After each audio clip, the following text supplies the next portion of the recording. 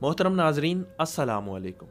आज हम ताबीर ख्वाब की सबसे मुस्तनिद किताब ताबीरुर रुया में से ख्वाब में मेहंदी देखने और लगाने की 3 मुख्तलिफ ताबीरें पेश करने जा रहे हैं।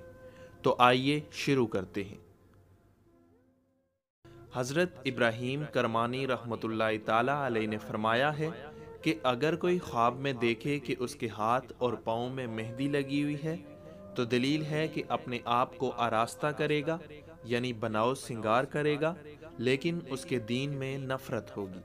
और बाज़ अहले ताबीर ने बयान किया है कि रिश्तेदारों का हाल उससे पोशीदा न रहेगा।